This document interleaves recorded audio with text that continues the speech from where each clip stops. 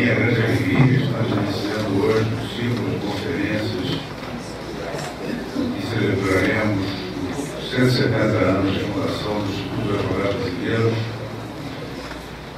Iniciamos nessa manhã com uma palestra do eminente professor, emérito professor José Afonso da Silva, que essa encontra nos nossos salões.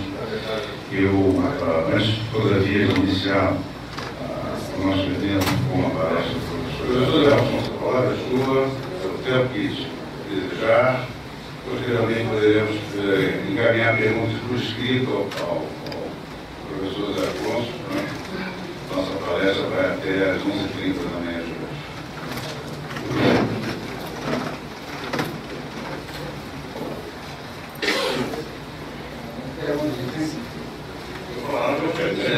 Tem só encerrar às 11h30.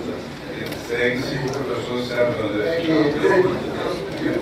Eu pergunto o seguinte, eu já sabia que ia ser esse tempo, é que eu adquiri ao longo da vida a noção de que uma boa palestra tem que ser assim como uma mini saia, comprida apenas o suficiente para cobrir o assunto e assunto bastante para destacar a beleza do conteúdo. Mas se não um tempo tão elevado, eu não posso cumprir, não posso cumprir liderar. Eu quero começar com senhor presidente, senhor membro da mesa, senhores membros, dizer a honra da alegria de estar aqui hoje de manhã para falar, para ver essa sucessão de eventos em comemoração aos 170 anos propícios do Instituto dos Advogados Brasileiros, talvez uma das instituições mais antigas e mais sérias que esse país tem, que as instituições aqui vão morrer muito rapidamente, ou então se deteriorarem. E especialmente tendo em vista também os 50 anos da Constituição que vem aí. E para falar sobre reforma política, não para falar das atrapalhadas que andaram fazendo no país do sistema. Não vou falar disso. Vou tentar justificar ou fundamentar algumas propostas possíveis de emenda de reforma política. E já faz tempo que se vem falando em reforma política no Brasil. Pode-se até dizer que a postulação de uma reforma política começou um pouco depois da promulgação da Constituição de 1988. Isso pode até soar estranho, porque uma das funções de uma Constituição nova consiste precisamente em realizar reformas políticas de comunidade. Ora, se depois de sua promulgação ainda se pleiteia uma tal reforma, isso quer dizer, em última análise, que ela não fez, ou pelo menos não fez como deveria. Não há dúvida que a Constituição de 1988 instituiu uma nova ideia de direito, uma nova concepção de Estado democrático de direito, que se fundamentam em princípios e valores que incorporam um componente de transformação da situação existente, provoca, isso por essa razão, com certa dimensão total, política total, porque se nega previamente toda a concepção que disseram do fundamento.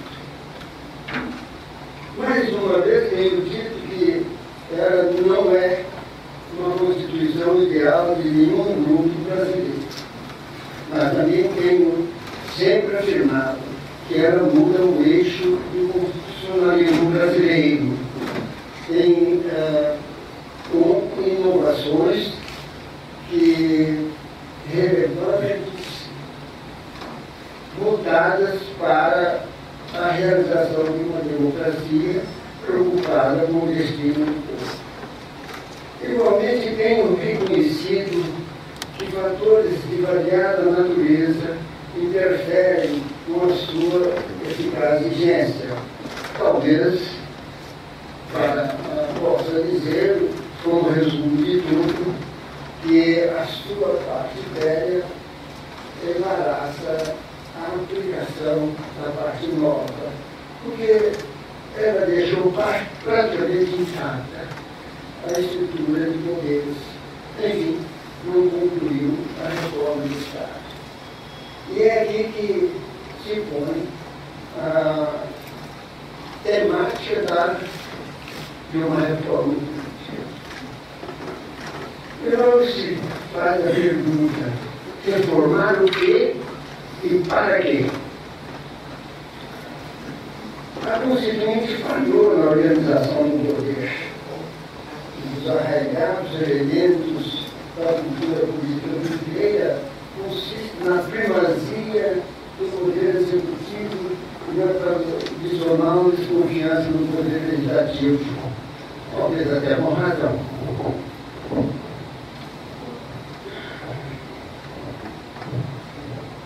Larga camada do povo mais carente acalenta a cultura paternalista, que na verdade vem até do coronelismo, espera dos chefes do poder executivo em todos os níveis de governo a solução dos seus problemas e dificuldades pessoais. Daí decorre um presidencialismo monárquico personalista que não raro tende a governar por cima dos demais poderes. Esse centralismo presidencial, assumido como sabe feições exacerbadas do regime militar, em detrimento de um equilíbrio mais eficaz com o poder legislativo e o poder judiciário. Essa foi a situação que a Constituinte encontrou. Desde logo se conscientizou de que uma de suas tarefas seria reformar o sistema de poder. Ninguém se iludia pretendendo instituir um executivo prático. Se não se estava construindo um Estado mínimo, segundo o liberal, mas se da Constituição sairia um Estado forte, por certo que um tal Estado requereria um executivo forte, embora sujeito a freios que contivessem nos limites da legalidade constitucional. Não se aceitou a posição de que o Estado forte seja incompatível com a modernidade. Antes, compreendeu-se que a modernização brasileira não prescinde do Estado. O equilíbrio de poderes não se estará no enfraquecimento do Executivo, retirando dele o que só a ele deve corresponder.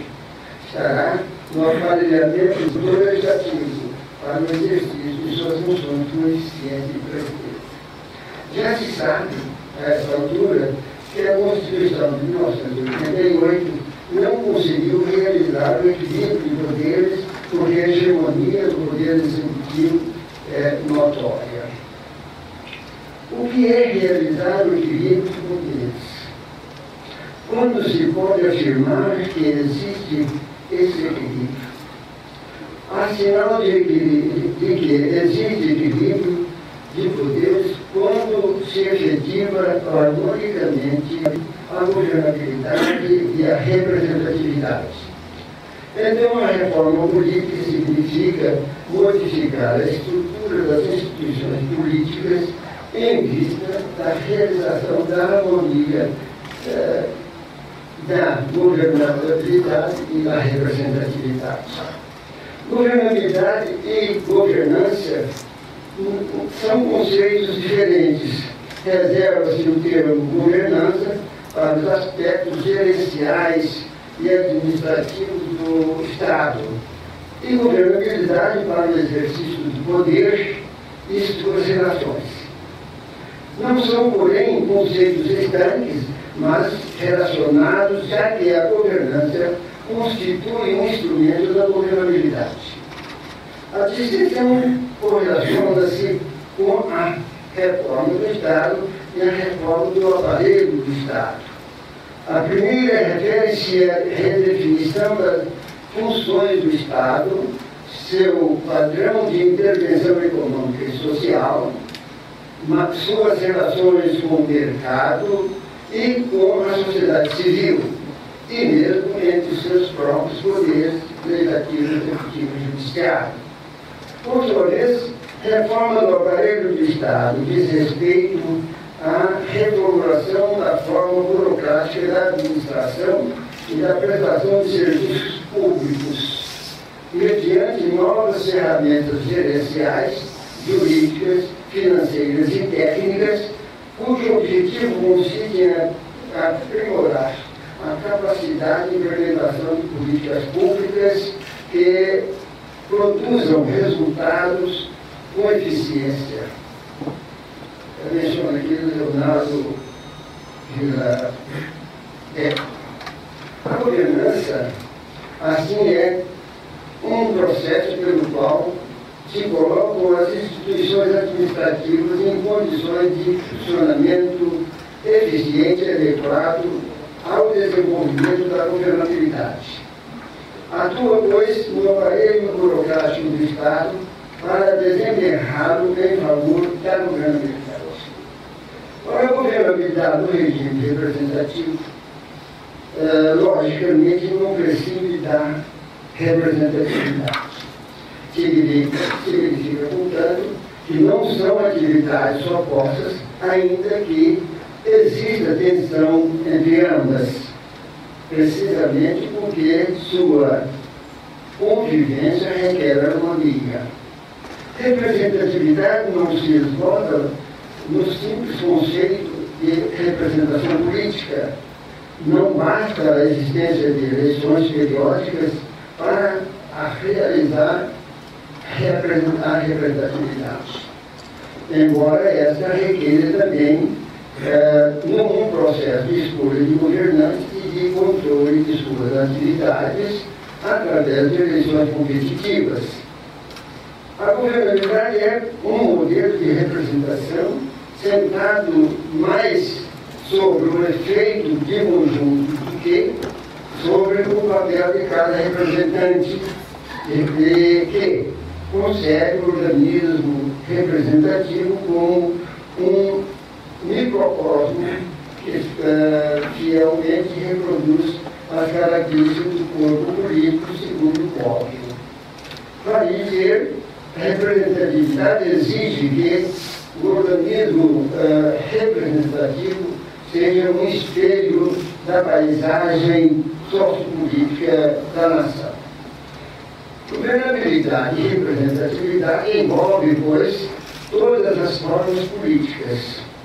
E se entendermos por forma política a configuração do exercício e a organização do poder político, segundo uma interpretação ideológica de uma estrutura social, então se concluirá que a governabilidade e a representatividade se entendem como diversos graus de atividade política da realidade política, ou seja, tem a ver com a forma de governo, sistema de governo, organização dos poderes, sistema de partidos, sistemas eleitorais. Por outro lado, se reformar significa dar nova forma ou refazer a forma, concluiremos que uma reforma política em sentido amplo quer dizer refazer todas aquelas formas políticas. É claro que a forma de Estado não poderá ser objeto de reforma, já que se inclui no núcleo intangível da Constituição, segundo previsto no artigo 60, parágrafo 4º, inciso 1º. A forma de governo não mais se inclui nesse núcleo, mas o povo, em plebiscito, já definiu pela República, já se definiu pela República, e isso já está acostumado. Também assim se deu em relação ao sistema de governo, tendo o povo optado pelo presidencialismo. Ainda assim, faremos algumas considerações sobre o tema. E a questão que se coloca está em saber se, apesar dessa decisão, o sistema de governo pode ser objeto de reforma. Carmelo Santos Rocha, hoje ministro do Supremo, entende que a decisão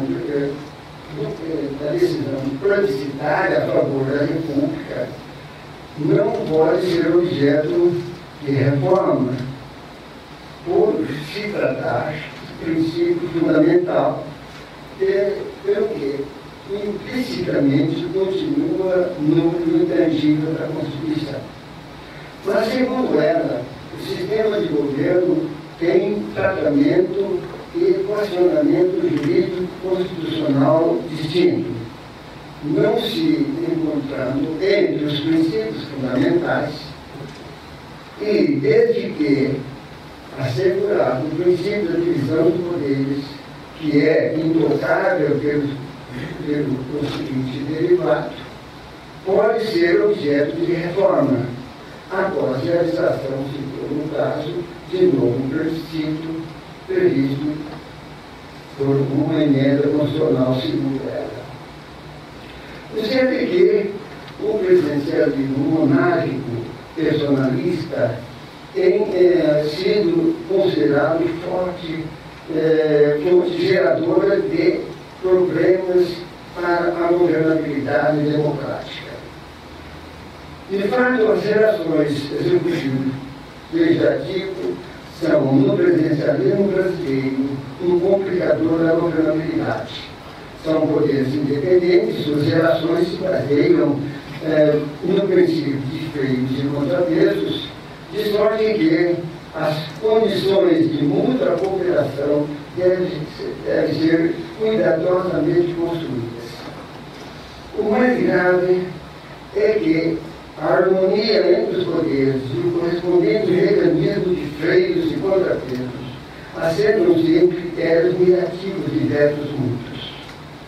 Esse sistema de vetos e concessões mútuas, que caracterizam o mecanismo de freios e contrapesos, torna a harmonia entre os poderes ainda mais limitada, em razão do sistema pluripartidário, que jamais possibilita surgir das urnas um governo com maioria parlamentar.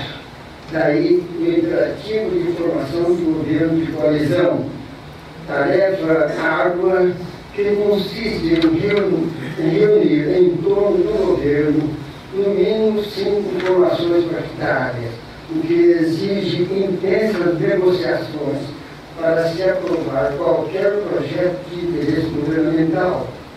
Agrava essa situação, o fato de ser muito frágil a vinculação partidária, já que o sistema eleitoral de representação proporcional favorece o destaque de pessoas, uma vez que a captação de votos para o quociente partidário é pessoal, elegendo-se pela legenda os nomes mais votados. Com isso, as negociações governamentais não se fazem tanto entre os partidos, mesmo quando alinhados ao governo, mas entre o governo e parlamentares isoladamente, o que importa profundo desgaste presidencial, especialmente porque essa negociação envolve sempre a necessidade de concessões de favores em troca de apoio de parlamentares, não raro mediante práticas de corrupção. O presidencialismo vem sofrendo na América Latina profunda reformulação. Diversas constituições latino-americanas criaram mecanismos que, sem prejuízo da governabilidade, quebram o personalismo monárquico do sistema presidencial. O parlamentarismo parece equilibrar melhor as exigências de governabilidade e representatividade, porque a harmonia e independência dos poderes se convertem num sistema de cooperação mútua e de responsabilidades recíprocas, de sorte que o conflito político, os conflitos políticos encontram mecanismos de solução eficaz, que confluem sempre para uma consulta ao povo, que é efetivamente o árbitro que vai, em última instância, resolver qualquer crise de poder. O certo, por outro lado, é que o parlamentarismo se torna cada vez menos parlamentarista. E o presidencialismo suaviza-se com técnicas retiradas daqui.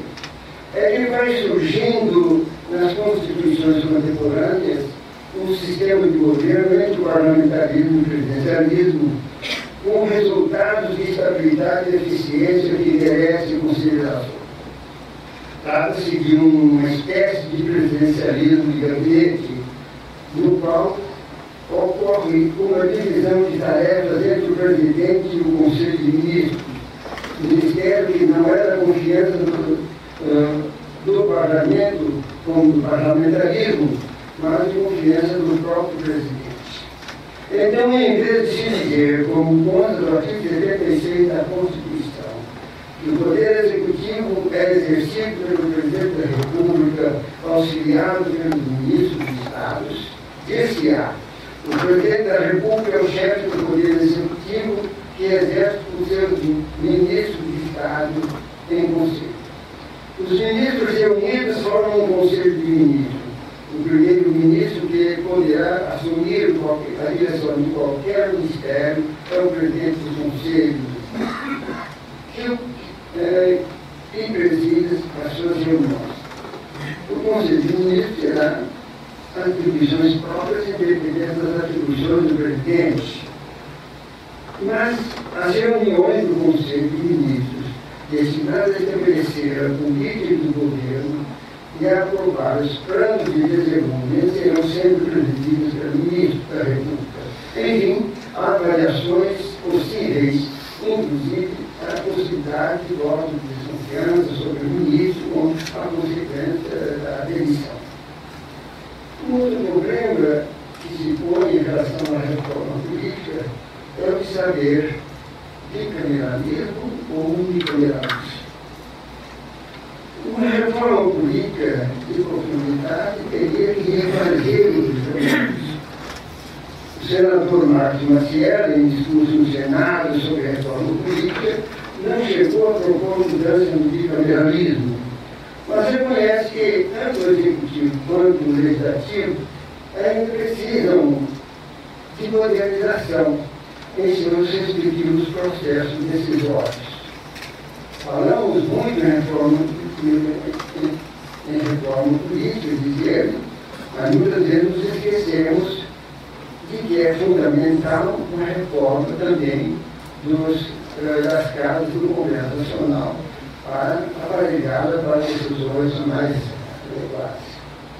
No meu entender, para tanto, melhor seria uma profunda reformulação do bicameralismo, incluindo a possibilidade até de adoção do unicameralismo.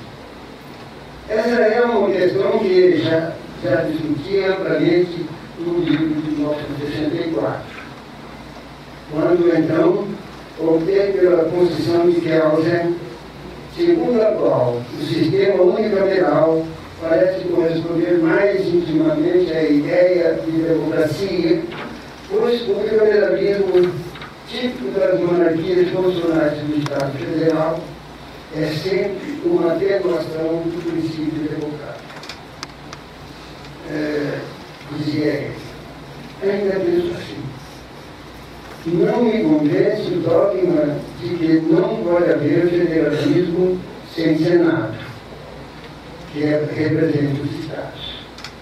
Dogma surgido na Convenção de Filadélfia, dos Estados Unidos, que estava prevendo apenas a Câmara dos Representantes, portanto, no bicameralismo, cuja composição gerou grave impasse, porque os estados grandes queriam representação proporcional à população, enquanto os estados pequenos queriam representação paritária.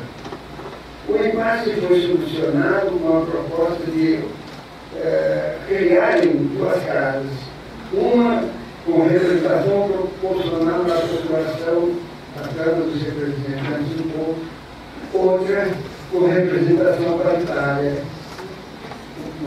com 2 senadores do Estado, do Senado. Mas a verdade é que atrás disso havia algo mais. O famoso diálogo entre Jefferson e Washington mostra. Como se sabe, Jefferson não participou da convenção, era embaixador dos Estados Unidos na França. De regresso foi tomar chá com Washington, já presidente. Então, interpelou como foi permitir a criação do Senado. Ao que Washington ponderou, sabendo esse chá quente da xícara que a gente despeja no filho para esfriar, pois bem, a xícara é a Câmara do Povo. O Senado é o peixe. A Câmara, a legislação da Câmara vem fervendo para o Senado. E o Senado modera e esfria. Acho até que esse simbolismo está representado nas cúpulas do Congresso Nacional. A Câmara voltada para cima para receber o impulso do mundo aberto. Está no Senado voltada para baixo, para abafar esse impulso. Enfim, o unicameralismo se adapta melhor aos povos em plena evolução, isto é, aos povos que precisam realizar transformações estruturais. O bicameralismo enterra mudanças, o que vale dizer enterra a governabilidade. Por outro lado, mesmo nos Estados Federais, dizia eu então, o bicameralismo reflete um elemento antidemocrático no Estado contemporâneo. Todos os argumentos a seu favor visam tolher o progresso, a influência popular na formulação das leis, melhora aos povos em plena evolução, isto é, aos povos que precisam realizar transformações estruturais. O bicameralismo enterra mudanças, o que vale dizer enterra a governabilidade. Por outro lado, mesmo nos Estados Federais, dizia eu então, o bicameralismo reflete um elemento antidemocrático no Estado contemporâneo. Todos os argumentos a seu favor visam tolher o progresso, a influência popular na formulação das leis, contrariando o princípio da soberania popular. Pois a doutrina constitucional contemporânea, dizia eu naquela ocasião, começa a reconhecer que a democracia se acomoda melhor no sistema unicameral, na medida em que considera o bicameralismo uma instituição essencialmente destinada a canalizar e a temperar o elan da soberania popular, o que significa prejuízo à representatividade. Meu pensamento ainda é esse, mas concedo em que não seja necessário adotar um unicameralismo puro. Assim, já me pronunciei nos termos seguintes, referindo-me ao bicameralismo desigual da Constituição de 1934, que dava ao Senado atribuições especiais. Fato em conjunto, esse conjunto de atribuições dava ao Senado uma posição especial da Organização Constitucional de 1934, como um órgão típico da Federação, com forte tendência a transformar num órgão de controle. Essa é a ideia matriz de um órgão incumbido de promover a coordenação dos poderes federais entre si. Pena é que a Constituição durou menos de 4 anos, não tendo havido tempo para experiências concretas.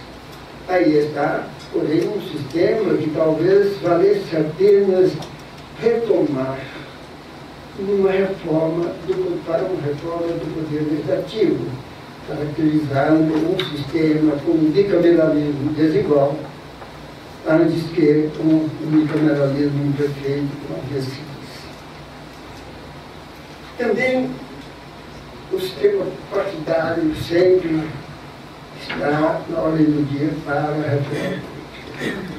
Os partidos políticos se tornaram peça fundamental no processo político-democrático dos nossos dias, como fenômenos que permeiam todas as instituições governamentais. Uma das competências das funções representativas dos partidos é que o exercício do mandato que o povo outorga a seus representantes se faz por intermédio deles, que, desse modo, estão de permeio entre o povo e o governo, não no sentido de simples intermediário entre dois polos opostos ou alheios entre si, mas como instrumento por meio do qual o povo governa. Num sistema de partidos organizados estruturalmente estáveis, isso seria benéfico ao relacionamento harmônico entre os poderes. A dificuldade, contudo, é que o grau de institucionalização partidária no Brasil sempre foi muito fraco. De tudo isso decorre que o sistema partidário é instável e altamente fragmentado. A instabilidade provém da inconstância de seus filiados que mudam de partido com frequência sem a menor cerimônia. Isso complica a governabilidade parlamentar, pois, como observado, as relações do Poder Executivo com o Poder Legislativo acabam não sendo institucionais, mas sujeitas a um desgastante processo de negociação individual. Isso sem falar nas exigências de cargos na administração, de concessões de canais de televisão e outras vantagens que sempre acompanham essas negociações, que, como recente experiência vem mostrando, confluem para a formação de corrupção sistêmica. Por outro lado, a fragmentação partidária se caracteriza pelo elevado número de partidos com representação no Congresso Nacional, alguns com pequeníssima representação, ou às vezes até sem representação. Os 4 maiores partidos tinham, quando se iniciou a atual legislatura, uma representação de 89, 75, 52 e 41 deputados, respectivamente. Seguindo-se 6 partidos médios, com 38, 37, 34, 27, 23, 30, 20 deputados. Depois vem 5 partidos pequenos, 15, 14, 13, 9 e 8, vindo depois 8 mini partidos, com 4, 3, 2, 2, 2, 2 e 1. Finalmente, mais 6 micropartidos, os chamados nanicos, sem representação por si. Essa fragmentação constitui, sem dúvida, um sério problema para a governabilidade, porque não se consegue, uma maioria parlamentar, a era essencial, numa Câmara de 518 deputados, um Senado com 81 senadores, senão por meio de uma coalizão de no mínimo 5 partidos, já que dificilmente é possível coligação que envolva mais de 2 partidos. E mesmo assim, não se pode confiar em que isso garanta uma maioria estável num sistema partidário de baixa disciplina. Praticamente se tem que renovar essa colisão a cada votação de matéria importante de iniciativa do Poder Executivo e o pior, por via de negociação individual direta. As propostas para a correção dessas distorções se atêm a 3 pontos: exigência de fidelidade partidária, adoção da cláusula de barreira como meio de conter a fragmentação partidária, adoção do voto de legenda. Quanto à fidelidade partidária, que não foi regulamentada, o TSE, em decisão confirmada pelo Supremo, como se sabe, entendeu que ela é íncita ao sistema de representação proporcional, considerando que os votos obtidos não pertencem aos candidatos e sim aos partidos políticos. Portanto, ao desligar-se do partido para filiar-se a outro, o eleito perde o mandato. A tese, em princípio, é até correta. Mas a decisão ficou confusa porque se estabeleceu a regra de que sua aplicação seria para o futuro.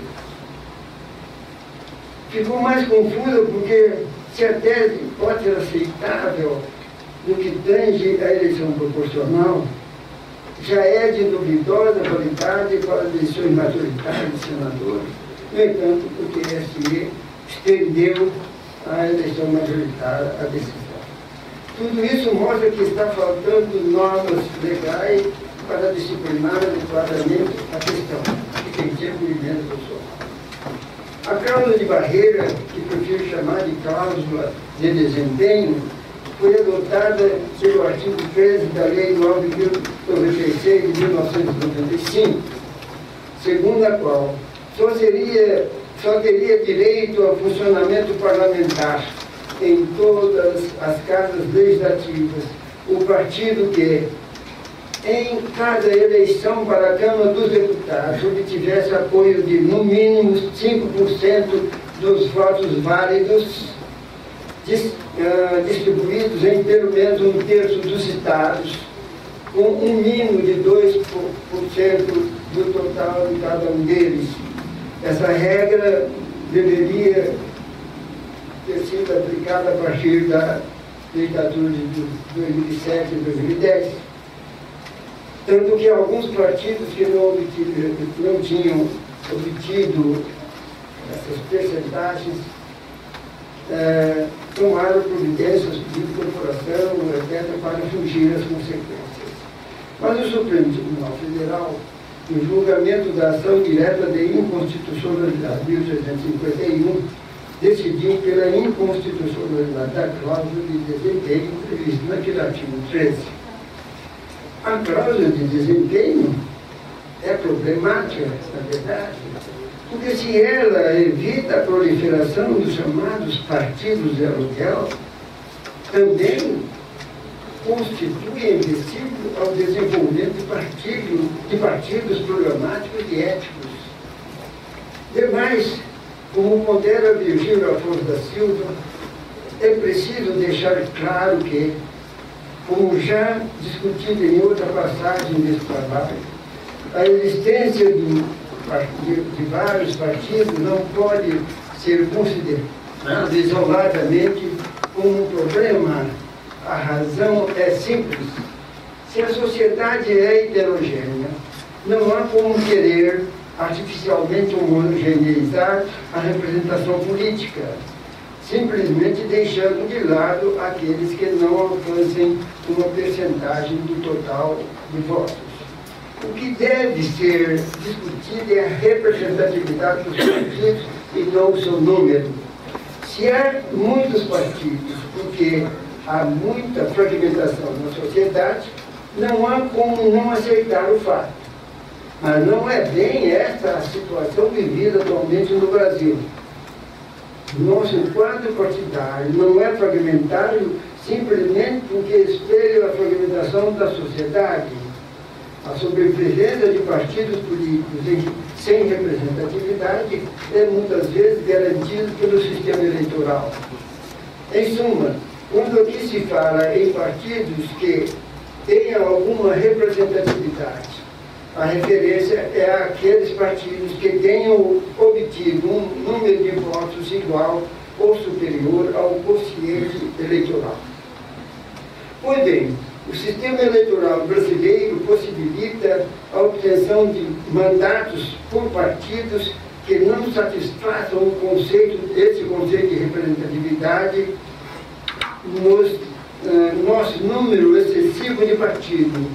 Não é, portanto, decorrência de uma fragmentação social, mas de uma questão técnica de nosso sistema eleitoral.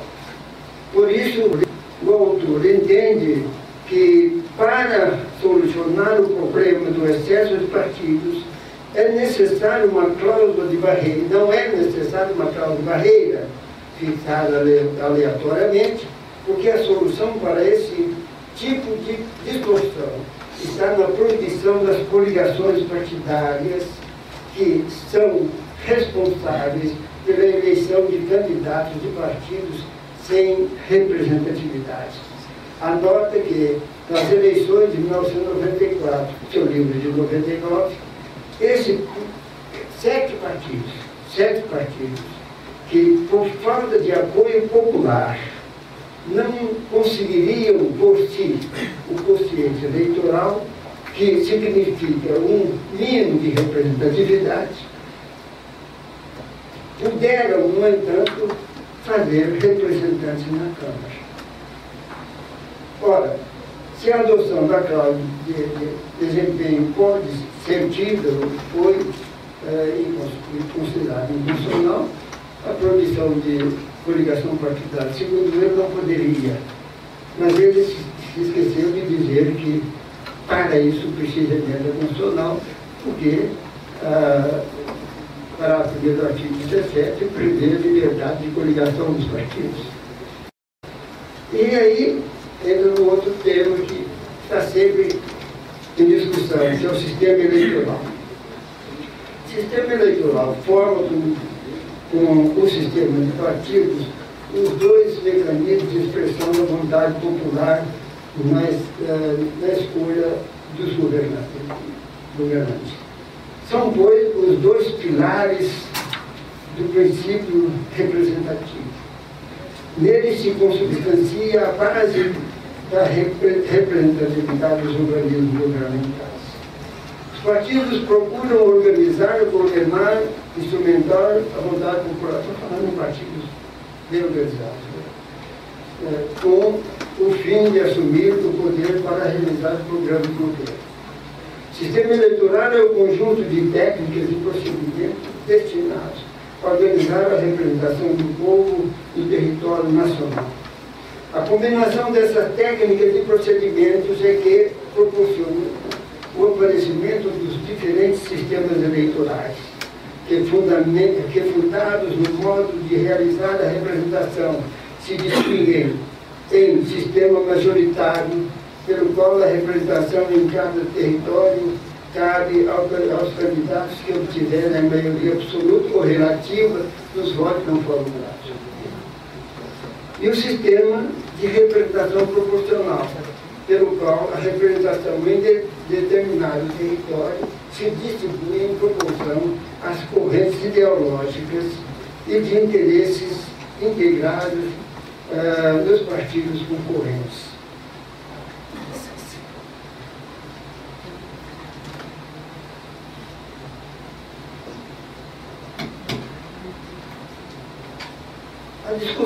sobre a reforma política sempre tem em sua agenda a reforma do sistema eleitoral.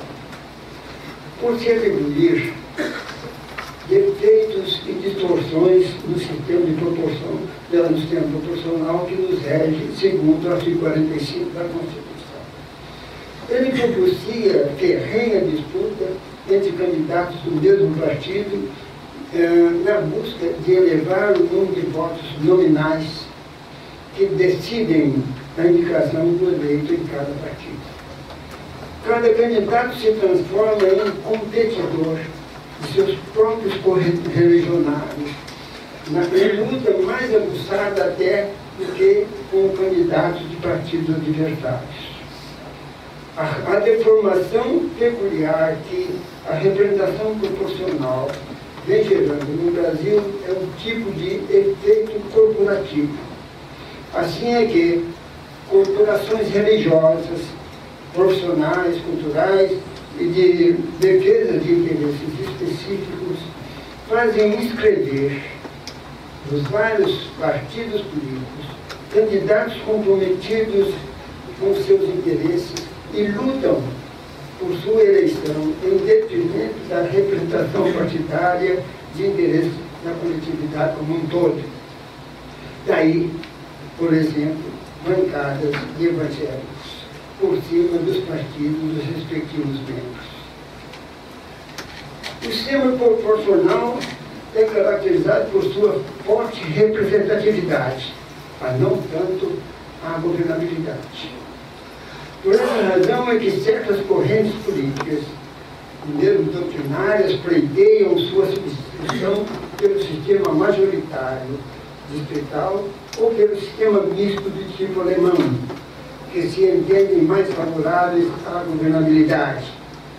Essa questão foi enfrentada por Virgílio Afonso da Silva nos seguintes termos: se a disputa entre o sistema majoritário e o sistema proporcional é basicamente uma disputa entre governabilidade e representatividade, a questão mais importante a ser feita só pode ser a seguinte: em que medida cada um desses sistemas proporciona, respectivamente, a esperada governabilidade e a desejada representatividade? Pondera ele que, em seguida, que, levando em conta os países com democracia e sistema partidário eleitorais consolidados, o sistema proporcional conseguem mais facilmente aliar os objetivos específicos da representação justa a uma estabilidade governamental razoável, enquanto, no caso do sistema majoritário, o cenário é diferente. No que se refere ao objetivo principal, a governabilidade, o resultado já é aleatório. Assim, ao contrário do que ocorre com o objetivo principal do sistema de representação proporcional, que é inerente ao sistema, o objetivo principal do sistema majoritário pode ser considerado como uma mera expectativa. Em suma, não há como se falar em qualquer possibilidade de conciliação entre governabilidade e representatividade no caso do sistema majoritário, visto que a distorção de poderes provocada neste segundo campo é inerente ao sistema e que, para agravar a situação, nem mesmo no campo da governabilidade há alguma segurança.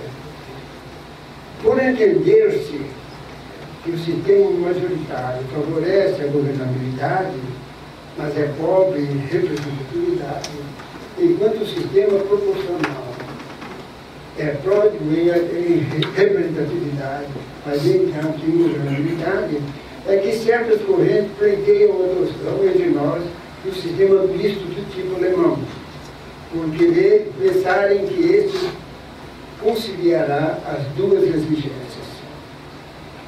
Isso é certamente um equívoco, porque o sistema alemão não é uma mistura ou uma conjugação do sistema majoritário e do sistema proporcional. porque ele se inclui entre os sistemas proporcionais. De fato, o sistema funciona do seguinte modo. A.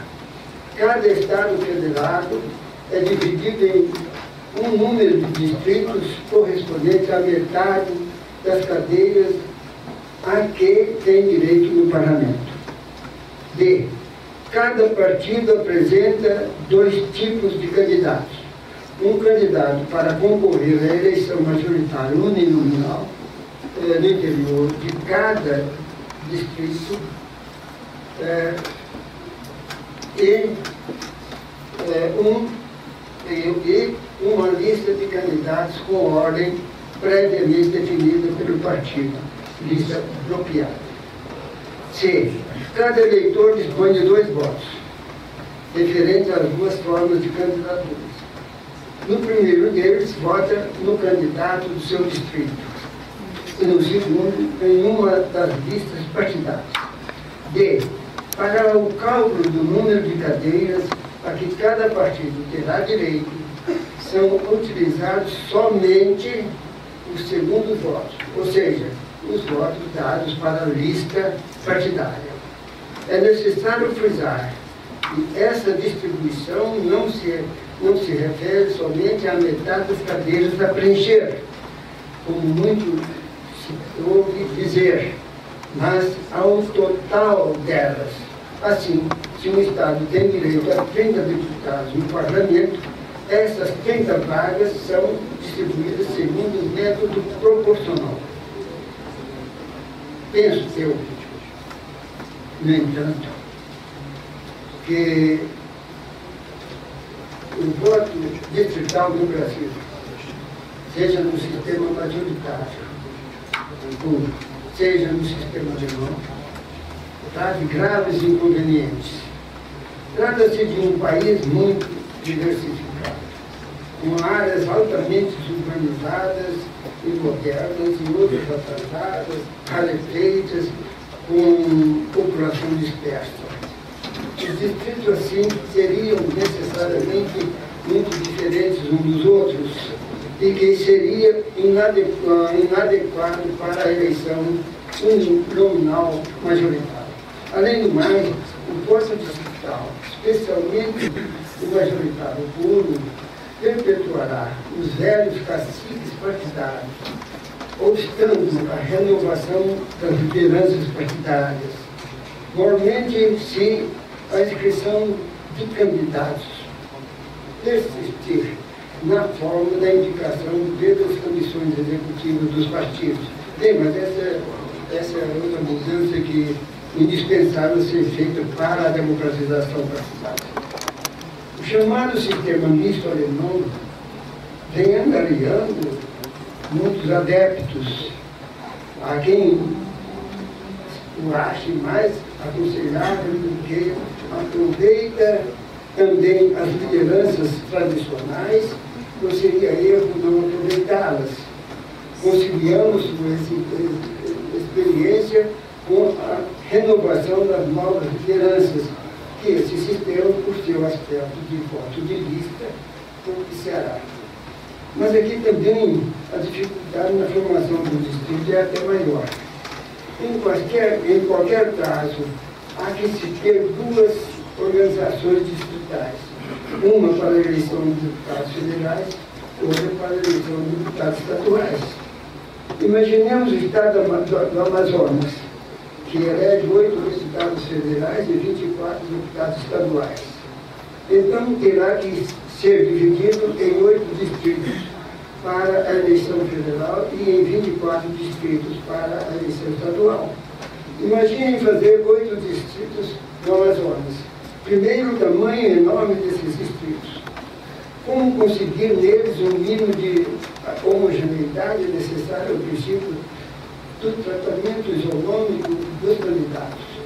Agora imagine-se isso num sistema misto, em que a metade dos candidatos é eleita por lista partidária e a outra por votação distrital. Para tanto, o Estado terá que ser dividido em 4 distritos apenas. Como fazer isso? passaram no centro de Manaus, 4 linhas, norte e sul, leste e oeste, para envolver parte urbanizada e parte rural, floresta. As dificuldades são enormes. Demais, o sistema alemão funciona bem no clima alemão.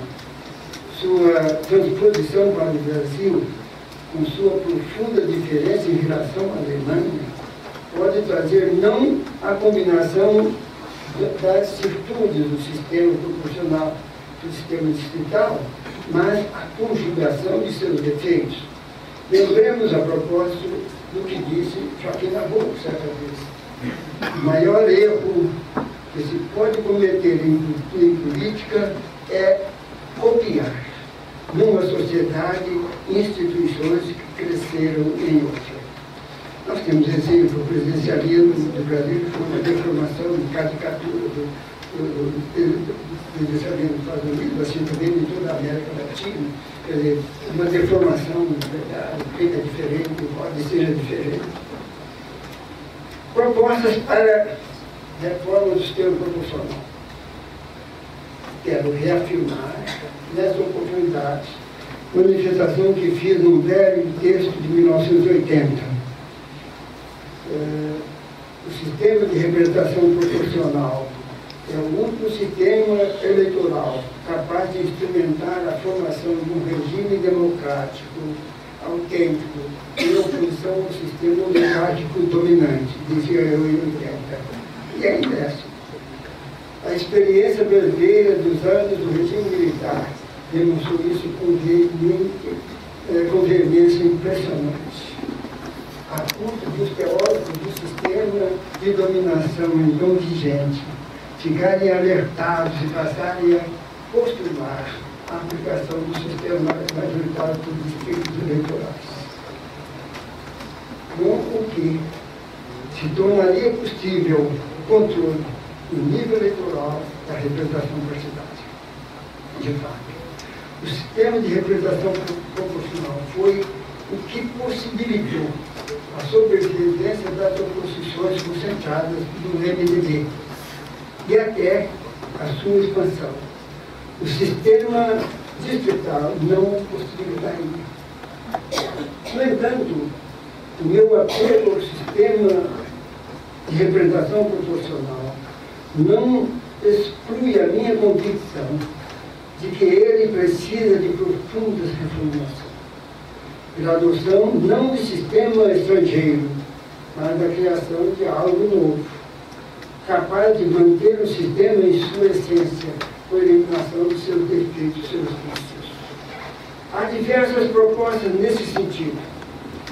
Vamos percorrer algumas delas para delas construir um sistema novo, sem transposição do sistema de outros povos, que por serem bons lá, não significam que se afirmatem no nosso clima social e político, sendo mais provável incorporar-se aqui sua caricatura em vez de suas virtudes. Uma das propostas é a da representação proporcional em nível nacional, mediante formação de quociente eleitoral pela soma total dos votos obtidos nos diferentes estados, como propôs Rodrigo Duarte Pereira. Se os partidos são nacionais, para que não fosse falseada e nem diminuída a representatividade democrática, como ocorre atualmente, a contagem de votos recebidos em diferentes estados, qualquer que fosse o seu número, deveria ser creditada à legenda nacional do partido. O número de seus representantes contar-se-ia pelo total dos votos obtidos em todos os estados. Isso seria real democracia. Pelo regime atual, os partidos podem obter votos que permitam eleger, às vezes, 10 deputados, e não conseguem nem a metade, ou até nenhum. Cada capcioso sistema em vigor, em que a soma dos votos que não completarem o quociente local, ou que o excederem, ficam perdidos, respectivamente, na comunidade votante. Conclui os debates. A proposta de Virgílio Afonso da Silva vai na mesma direção, nos termos seguintes. A proposta a ser feita nesse trabalho é até pouco ortodoxa, porquanto rompe com a ligação entre circunscrição e unidades federativas. Mas, além disso, aponta firmemente na direção de uma proporcionalidade real. A solução definitiva para o problema do malaproncionamento é a definição de todo o território nacional como apenas uma circunscrição, a chamada circunscrição nacional única, adotada nos Países Baixos e em Israel.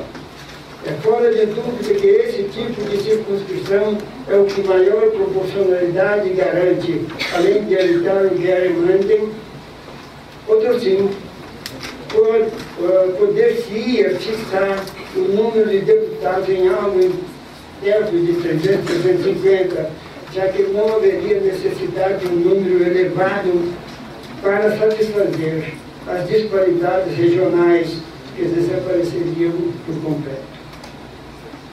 Acrescenta ainda que a adoção de uma circunscrição nacional única não coaduna com o sistema de listas abertas, portanto, teria que se adotar lista fechada.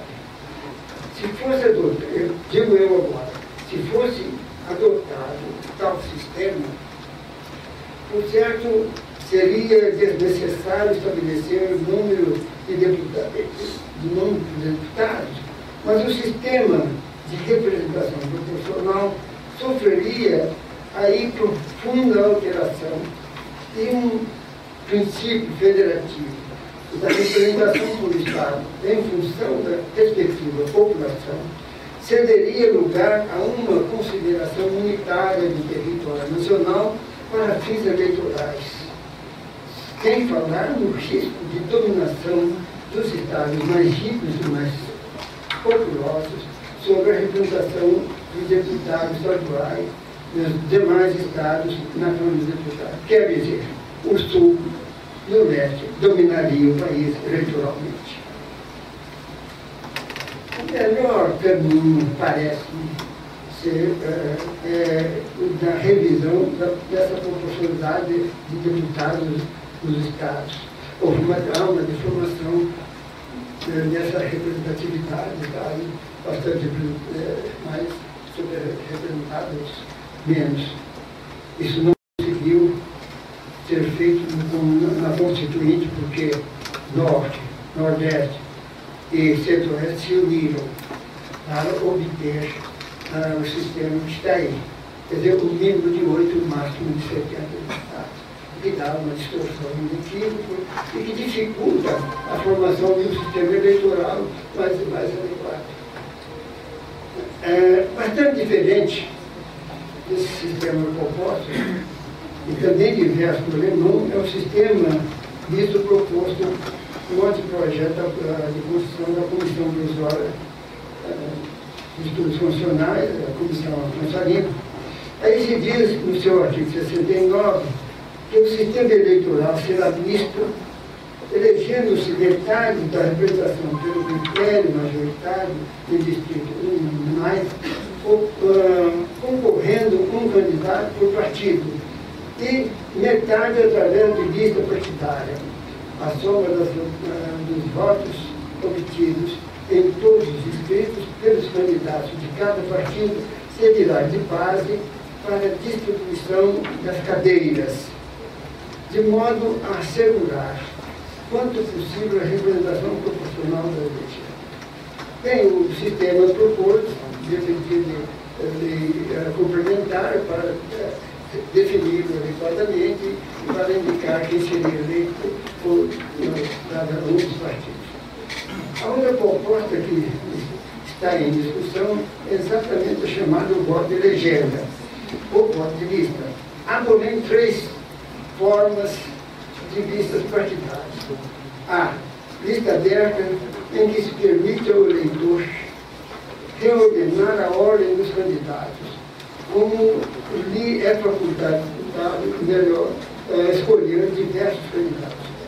Lista fechada, não hierarquizada, que não contém uma ordem definida de candidatos e o eleitor pode votar num dos candidatos de sua escolha, ou votar na lista de gênero, que é o sistema vigente. E, finalmente, C, lista bloqueada, hierarquizada. É uma lista fechada, com todos os candidatos do partido em uma ordem previamente definida na convenção partidária. O eleitor não pode modificá-la por meio de voto de votação nominal, porque só pode votar na lista. Considerando-se eleito os candidatos na ordem estabelecida até onde alcançar o quociente partidário. A questão é precisamente o da formação da lista, que no sistema vigente é da competência das convenções partidárias. O sistema só será democrático se a lista e a ordem dos candidatos nela inseridos decorrerem de eleição dos filiados do partido no mínimo. Demais, a cultura política brasileira é muito nominalista, de modo que não é fácil o eleitor se conformar em votar em algo que, para ele, se revela uma abstração, a legenda partidária. Se, além disso, se adotar o voto facultativo, como também às vezes se pleiteia, por certo que vamos ter elevada abstenção pela ausência de eleitores, que será grave prejuízo à representatividade. O sistema fortaleceria os partidos, quebraria elementos dos defeitos atuais. Mas a organização da lista é um problema sério que não é democrático. Ainda temos donos partidos eles que vão colocar na lista na ordem que quiser. Proposta interessante é a do chamado projeto de Acosta, que era ministro do Supremo Federal então. Segundo ele, não se tratava de eleição por distrito de representação distrital, mas apenas de votação por distrito, com o acatamento do princípio da representação proporcional. Proibia as alianças e coligações partidárias nas eleições de deputados federais e estaduais. Os estados seriam divididos em distritos eleitorais quando fossem seus representantes na Câmara Federal e as respectivas Assembleias Legislativas. Vedada a coincidência de pleitos de deputados estaduais e federais. Cada partido registraria apenas um candidato por distrito, mediante prévia escolha em convenção. Os eleitores votariam apenas na legenda partidária, o que por si estaria designando o respectivo candidato do distrito.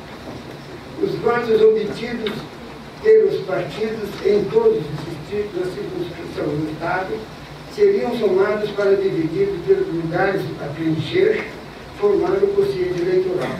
Por sua vez, a soma dos votos obtidos por partido em todos os distritos, divididos pelo quociente eleitoral, daria o quociente partidário. Reputando-se eleitos em cada partido, tanto os candidatos quanto os indicarem os respectivos quocientes na ordem de votação obtida nos vários distritos. Milton Campos apresentou também um projeto semelhante. Esse sistema teria a virtude de resolver os defeitos do sistema proporcional atual. Aí eu pensei que poderíamos, a partir dessas propostas, elaborar uma proposta que eu estou chamando de votação distrital e eleição proporcional.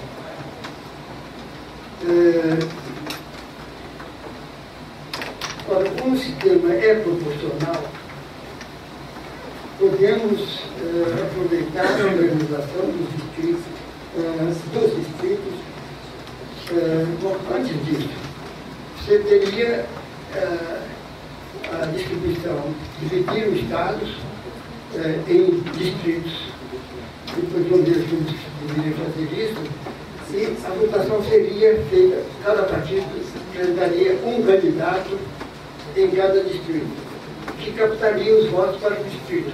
Depois disso, tomados os votos, forma-se o quociente eleitoral no sistema atual.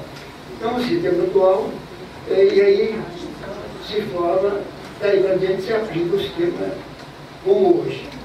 Por isso que, como o sistema é proporcional, é possível aproveitar um dos elementos do atual sistema.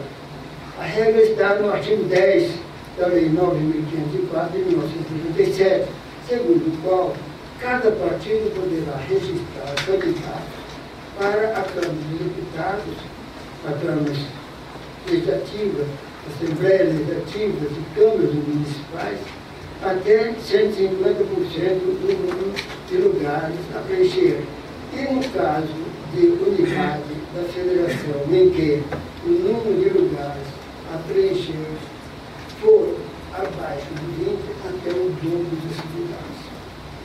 Em princípio, pode ser utilizado, portanto, na ordenação do distrito, a proposta, esse princípio pode ser utilizado na organização do distrito, na proposta agora apresentada. Sabido que quanto maior o número de distritos em cada território, mais fácil talvez seja obter alguma homogênea que também é necessária. Mas aqui não é tão necessária rigorosamente como o sistema majoritário, porque não é sistema majoritário. Além disso, os distritos menores propiciarão eleições menos custosas, de modo que candidatos menos abonados possam concorrer em igualdade de condições com os abonados.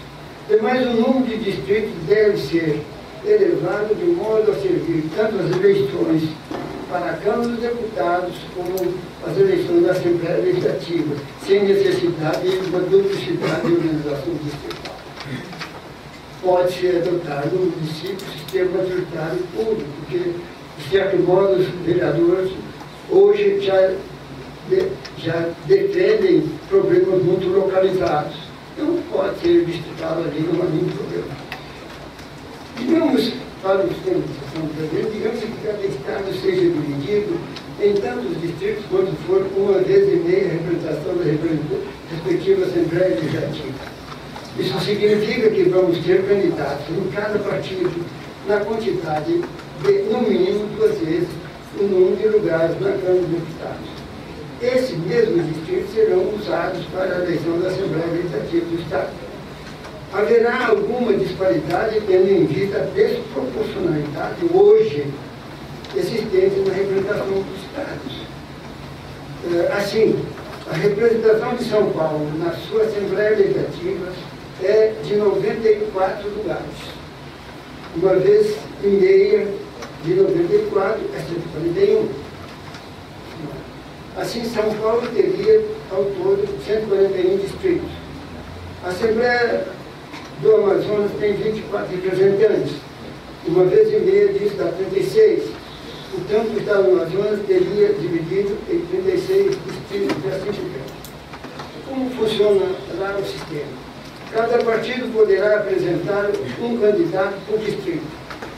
Esses candidatos vão disputar os votos dos eleitores no distrito para os respectivos partidos. Pode-se também votar só na legenda. Terminada a eleição, computados os votos válidos, auferido por cada candidato nominalmente e pela legenda, processar-se-á tudo tal como está em vigor para a eleição proporcional. Ou seja, apuram-se o número de votos válidos obtidos por todos os partidos nos distritos, divide-os pelo número de lugares a serem preenchidos, obtendo-se assim o quociente eleitoral. Tomam-se depois os votos obtidos de cada partido através da votação distrital, divide-os pelo quociente eleitoral para se ter o quociente partidário de cada partido. ou seja, o número de candidatos ficado a partir do elegeral. Para a distribuição dos restos, usar-se-á a mesma técnica da maior média prevista no Código Eleitoral atual. Fica um problema sério de saber quem será eleito por esse sistema. Há diversas soluções possíveis. Uma delas pode ser a formação de lista partidária bloqueada e hierarquizada de tantos candidatos quantos sejam inscritos, de sorte que os eleitos serão os primeiros candidatos da lista até o limite do conselho partidário. Mas essa técnica terá uma dificuldade praticamente insuperável, ou seja, a de que candidatos em posição desfavorável na lista não farão esforço para captação de votos. Então, é necessário estruturar um sistema que importe em estimular os candidatos de cada partido a lutar para obter o maior número de votos possível, como se estivesse disputando eleição num sistema majoritário. O sistema não é distrital, portanto, o fato de um candidato ter a maioria de votos no distrito só por si não lhe dá eleição, mas favorece a sua eleição. Então, como fazer? Já estou encaminhando para o final. O caminho, entre outros, a ser mais pensado, pode ser esse. Serão eleitos em cada partido, até alcançar o conselho partidário, os candidatos que tiverem alcançado a melhor proporção de votos na votação distrital. Isso tem a vantagem de estimular os candidatos a lutar bravamente para alcançar o melhor resultado possível na disputa com candidatos dos partidos adversários, sem luta intestina, sem disputa ferrenha com candidatos do mesmo partido, como hoje, e em princípio sem efeito corporativo. Enfim, não encontraremos sistema perfeito, teremos que buscar combinações que reúnem o maior número de votos possíveis. Uma palestra tão me lembra aquele conferencista paulista, quando falando que falou horas e horas. Quando terminou, veio um dos ouvintes a ele e disse: quero cumprimentá-lo pela sua conferência. Parece uma espada, penetrante, aguda. Não, comprida, fria e chata.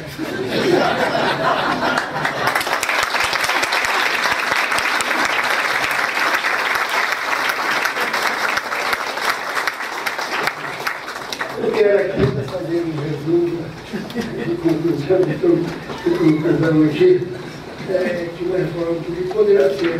Então, alguns temas, certamente eu não acredito na reforma política, o Congresso que está aí está. Em muitos casos, para fazer a reforma, terá que cortar na própria carne. E isso ninguém vai fazer. Eu acho até humano. Pode não ser bom para isso, mas não humano. De qualquer forma, eu acho que o presidencialismo precisa ser reformulado para adotar o presidencialismo de gabinete ou outro sistema. O bicameralismo, quando nós estamos de bicameralismo desigual, em que as casas do Congresso Nacional não sejam duplicação das mesmas funções. Redução para 420 o número de representantes da Câmara dos Deputados é suficiente, não precisa mais. Não precisa mais. Difícil. Provavelmente nunca se conseguirá. Mas é proposta e temos que ir batendo. Até que aquela história, né, da água, né, que acaba furando a teto. Quem sabe? Aí é mais duro que teto. Disciplina legal da fidelidade partidária mediante emenda constitucional. Adoção da cláusula de desempenho. Proibição de alianças e coligações partidárias, sobretudo para as eleições proporcionais. Adoção do sistema eleitoral de votação distrital e eleição proporcional. Eu quero, como dever regular, ligar as duas, dar algum crédito. Eu mencionei alguns nomes, mas nem todos. Tem as Paz de Camargo, que é chamada Dimensão da Crise, Flamengo Santos Rocha, República e Federação do Brasil, Fernando Henrique Cardoso, pensadores que inventaram o Brasil, Hans Kelsen, Teoria Geral do Direito e do Estado, George Schiffer, Eras, o Direito Nacional, Barcelona, e tem José Afonso, eu não preciso falar. Tem outra França aqui que eu preciso falar. Eu vivo debatendo, não preciso bater dentro de um grupo. Leonardo Vale Vento, governante governamental, reforma do Estado. Maria Dalva Silva Pinto, governo militar, estrutura institucional, processo histórico. Norberto Bob, nosso dicionário de política. Rodrigo Vargas Esquerdeiro, constituinte antiprojeto da Comissão Afonso Lima, ministro do Poder Cavalcante e outros do voto distrital no Brasil. E Virgílio Afonso da Silva. E quem é? Que vive me batendo.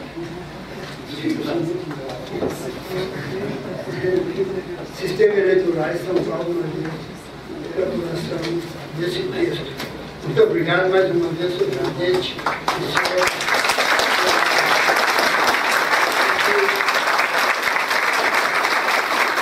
É muito difícil falar para o auditório de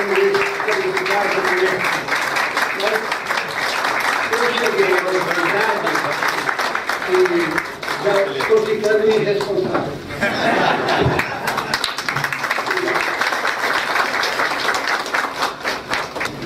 Professor, nós praticamente passamos um pouquinho da hora, mas eu gostaria de transmitir duas perguntas, pelo menos, dentre as tantas que recebemos.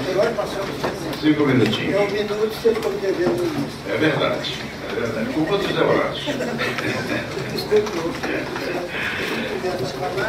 Eu queria passar duas perguntas, pelo menos, parecem muito oportunas. Tem outras aqui, de outros advogados, que eu lhe passarei um e-mail, se a presidência resolver puder responder a eles. Mas pelo menos duas perguntas.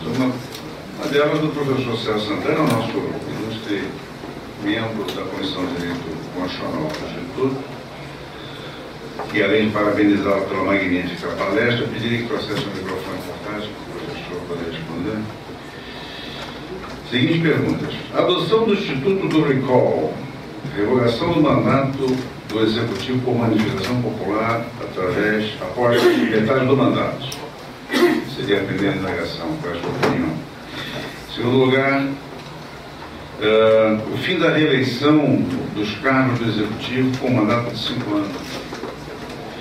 E, finalmente, permissão de 2 mandatos consecutivos para membros do Legislativo. A outra pergunta, não sei se... Não sei se posso deixar o senhor responder por parte, né? Bom, quanto ao recall para parlamentar, só tem cabimento realmente no sistema distrital público, porque é onde se elege o deputado e se vai deseleger, vem caçar. Quer dizer, quando você faz uma eleição com sistema proporcional, quer dizer, você tem muita gente que não votou naquele deputado que não gosta dele, e aí a maioria acaba realmente caçando, revogando seu mandato. Então eu acho muito difícil organizar o recall para deputado no sistema de eleição proporcional. Para o Executivo, eu tenho muito receio, porque você vai criar um sistema, muito possivelmente, um sistema de conflito constante, com alguém sempre pedindo o recall de presidente da República, disse porque não gostaram. Mas, quer dizer, a maioria, ou quem perdeu a eleição, vai começar a fazer isso. Isso prejudicará muito a governabilidade. Para o governador, para o prefeito, isso é mais simples, claro, que no local é mais tranquilo. Agora, eu sei que nos Estados Unidos existe, não para o presidente da República, como me parece, mas para autoridades locais, juízes, eleitos, mudar a eleição de juiz, por exemplo, se tem. A Califórnia é um pouco mais aberta nisso, tem mais participação popular do que outros estados. Mas, em geral, não tem para executivos desse modo. Então, essa, em princípio, é meu receio. Quanto à reeleição? Quanto à reeleição, eu sempre fui contrário à reeleição. Acho que é muito produtivo, realmente, um mandato mais longo de 5 ou 6 deputados. Porque o governante tem um período maior, ele pode estruturar o seu governo com período. Mas ele terá 8 anos, mas terá 8 anos com interrupção para fazer campanha, para ficar pensando na reeleição e com prejuízo para o governo, para a governabilidade. Então eu sou favorável à proibição de reeleição e aumento do mandato para o futuro. Não para o atual mandato. A outra qual é? A permissão de 2 mandatos consecutivos para o Legislativo. Esse é um outro problema, está em discussão. No México, nem para o no México é proibido a reeleição de deputados, senadores. Só que eles fazem o seguinte: o senador não pode ser candidato a senador, ele se candidata para deputado. O deputado não pode ser candidato e fica fazendo um jogo de substituição. Você não pode ser, foi candidato, você não pode agora se candidato, você tem que ser secretário de Estado, você vai ser ministro. E faz um jogo que vai acontecer aqui também do mesmo modo. Mas eu acho o seguinte: um pouco de profissionalismo político é necessário. A gente fica muito preocupado em propor certas coisas, exatamente porque o nível hoje é muito ruim. Então a gente quer se livrar desse nível ruim, querendo criar dificuldades para que não voltem. E às vezes a gente cria dificuldades, e vão ser dificuldades para o futuro, com prejuízo para a representatividade do Brasil. Bem, professor, eu vou lhe passar outras perguntas. Lamento muito não fazê-las ao vivo. Vou passar as perguntas ao professor com e-mails e certamente o professor vai dar consideração a essas indagações. Muito grato, professor José Afonso da Silva, pela presença, pelo carinho do nosso instituto, pelo carinho da vida ao Rio de Janeiro, pela atenção que nos deu e pela magnífica palestra que nos brindou na manhã de hoje.